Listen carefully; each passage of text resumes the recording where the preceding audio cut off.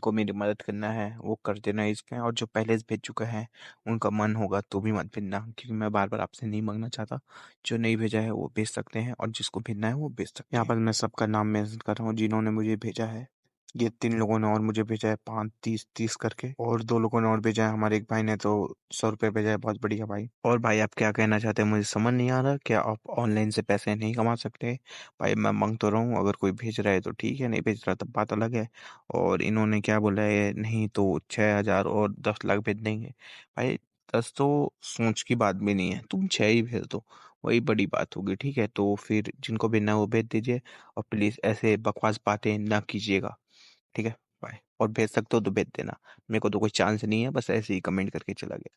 Video enjoy कीजिए। तो young master है वो कहने लगता है, हे मुझे वो तो याद क्यों नहीं रहेगी, क्योंकि वही तो थी जो मुझे छूने नहीं दे रही थी अपने आप को, और वो एक तीखी मिर्ची की तरह थी। अगर मैं उसे छूता तो वो मुझे जलाने की कोशिश करती। लेकिन इसी तरह की लड़कियों को अपने काबू में लाने में मजा आता है। मैं उससे ड्रंकेन टावर में बात करने की कोशिश किया, लेकिन नहीं, वो मेरे बात करने की कोशिश भी नहीं कर रही थी। इसलिए मुझे मजबूरी में मेरे फैमिली वालों को कहना पड़ा कि उसे मेरे रूम में लेके आए, और वो मुझे देख के कर्ज कर रही थी और बहुत रो रही थी। इसलिए मैंने उसे और तड़पाया। उसकी जो दर्द भरी आवाज थी, हालांकि वो बहुत जिद्दी थी, लेकिन मैंने उसे काबू कर दिया। फिर मैं अपनी मर्जी से उसके ऊपर राइड करते रहा। अब आप लोग समझ गए होंगे ये क्या चीज की बात कर रहा है, मैं और डिटेल में नहीं जाना चाहता। जो शॉर्ट डीमन है वो रोते हुए कहने लगता है, और कुछ और कुछ मत बोलो। मैं उसे 3 दिन और 3 रातों तक पूरा टॉर्चर किया, यहाँ तक कि जो उसका कल्टीवेशन था वो बर्बाद हो गया था।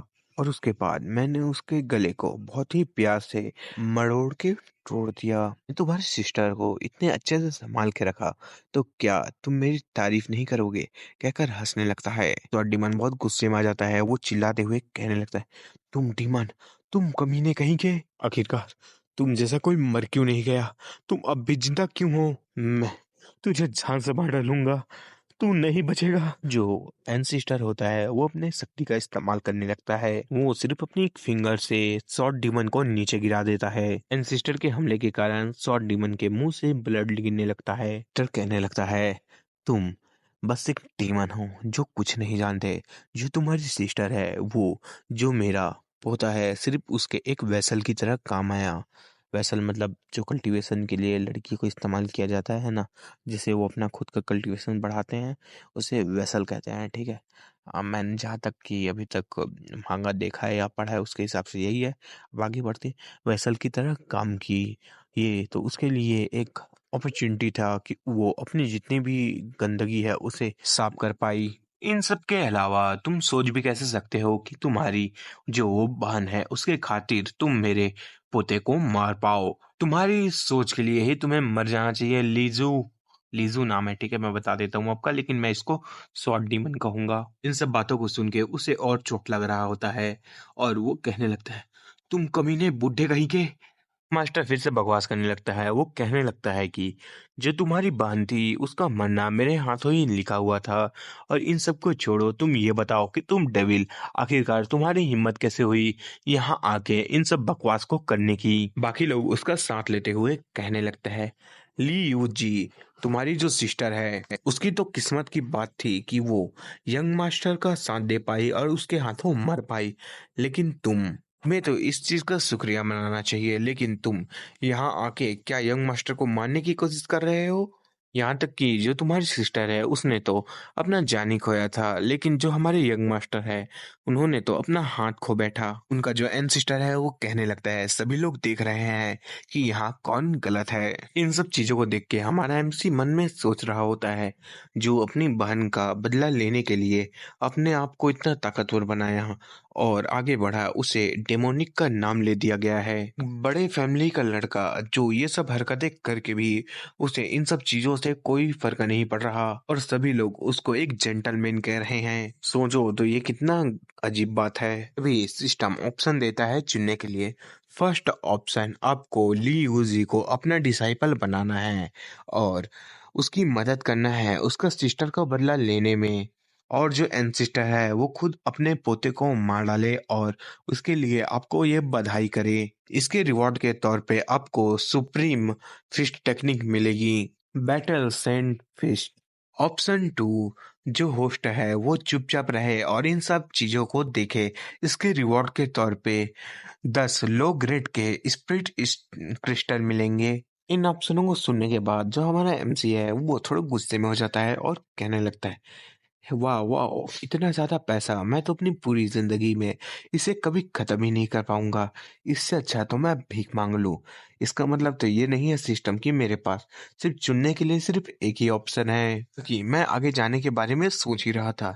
लेकिन जो तुमने कंडीशन दिया है ये थोड़ा ज्यादा कठिन है। क्या सिस्टम, तुम मुझे कैसे ऑप्शन दे रहे हो कि वो अपने खुद के पोते को मार डाले और उसके बाद भी वो मुझे इन सब चीजों के लिए धन्यवाद कहे? ले वो जी, ये सब चीज अब खत्म हुआ। तुम ये सारी जो लेसन है इसे तुम अपनी अगली लाइफ में याद रखना। अगले पल में हमला करने लगता है अपने स्वॉर्ड से। हमारा एमसी उसके स्वॉर्ड के हमले को रुकने के लिए आगे आ जाता है और उसका जो स्वॉर्ड है हमारे एमसी के हाथ से पड़ के दो टुकड़ों में टूट जाता है। सभी चौके होते हैं। आखिरकार तुम वहां क्या कर रहे हो और इन सब चीजों से तुम्हारा क्या मतलब है? क्या सैंटियन सेक्टर ऐसे डीमन को बचाना चाहता है? आखिरकार ये सब क्या है?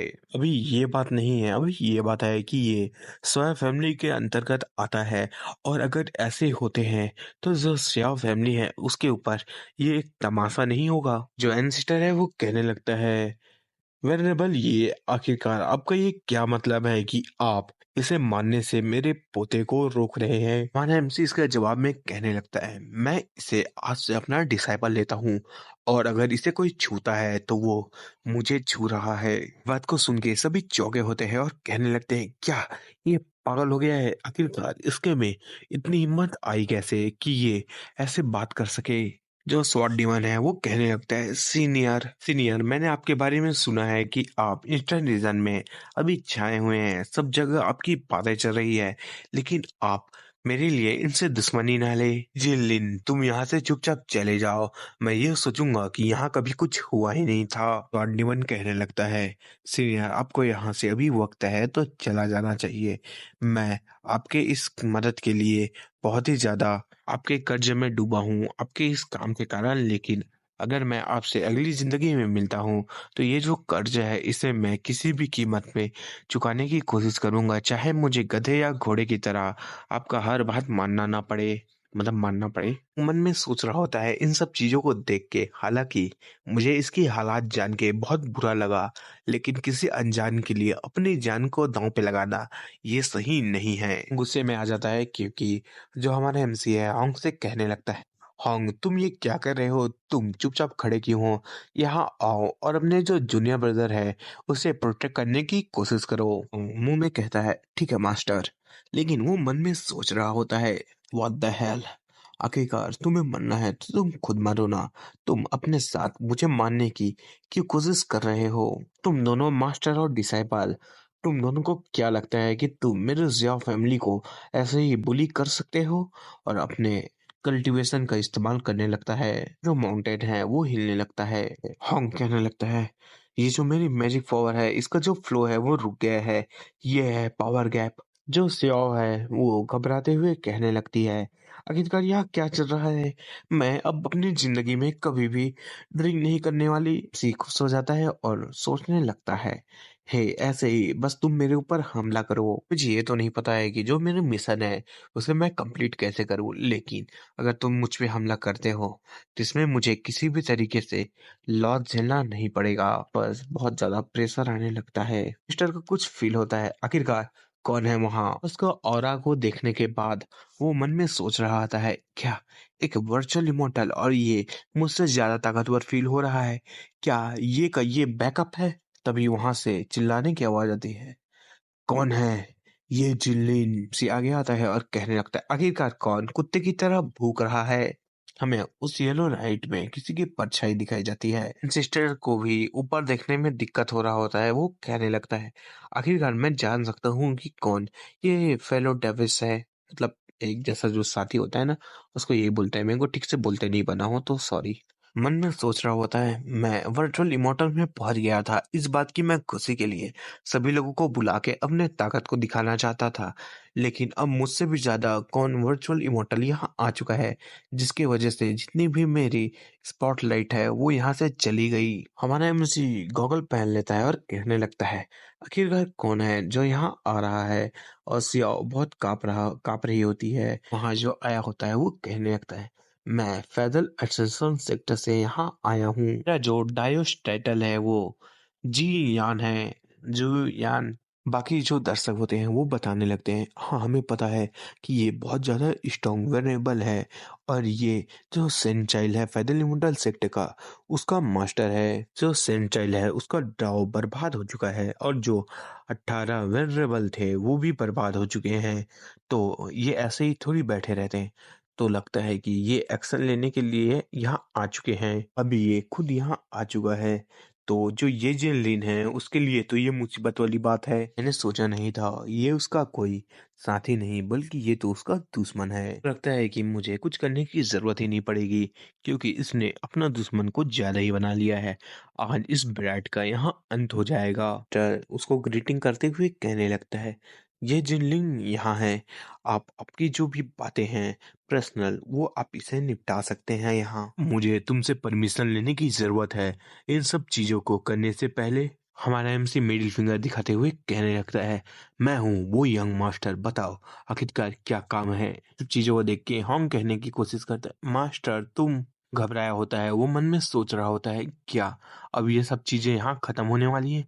क्या इसे अपने लेवल और वर्चुअल इमोर्टल के बीच गैप नहीं पता? वो नीचे आने लगता है। वो हमारे एमसी की तरफ देखते हुए कहने लगता है, तुम ये जो लिन रैम से मिडिल फिंगर दिखाते हुए कहने लगता है, क्या तुम कुत्ते की तरह भूख रहे हो? तुमसे पूछ रहा हूँ कि तुम इतना भूख क्यों रहे हो? अपनी शक्तियों का इस्तेमाल करते हुए हमले करने के लिए तैयार होता है और कहने लगता है, तुम कमीने मर जाओ। ब्लेजिंग सन अलाइनेट द वर्ल्ड हमला करता है जिसके कारण सन की तरह एक बॉल हमारे एमसी की तरफ जाने लगता है। वो घबरा जाता है और कहने लगता है, नहीं, जो आसपास की जगह है उन्हें ब्लॉक कर दिया गया है, यहाँ से भागा नहीं जा सकता। कि आज मैं इस वेरिएबल के साथ यहाँ मरने वाला हूँ कुत्ते की तरह। सिस्टर है वो घबराने लगता है और कहने लगता है, ये जो गोल्डन लाइट है अगर वो मेरे सियाओ फैमिली को लगा रेजिडेंट होगा वो पूरी तरीके से डिस्ट्रॉय हो जाएगा। जो यहाँ का यंग मास्टर है वो कहने लगता है, क्या मैं जो यंग मास्टर, मुझे इस कंट्री बम्किन के कारण ये सब दिक्कतों को झेलना होगा। एमसी उसे आगे आते देख देख रहा होता है और खड़ा होता है और सोचने लगता है, मुझे समझ आ गया कि मुझे ये जो मिशन था वो कैसे कंप्लीट करना है। भी लोग घबरा जाते हैं और कहने लगते हैं, क्या ये गोल्डन लाइट ये कुछ ज्यादा ही चमकदार है। कहने लगता है, आखिरकार वहाँ है कौन, कौन ऐसी आवाजें कर रहा है। हमारे राइटर कुछ ब्रेक लेना चाहते हैं, उनके जो पेन है वो भी थक चुके हैं। वो राइटर है वो थक चुके हैं, वो थोड़े लेजी हो गए हैं।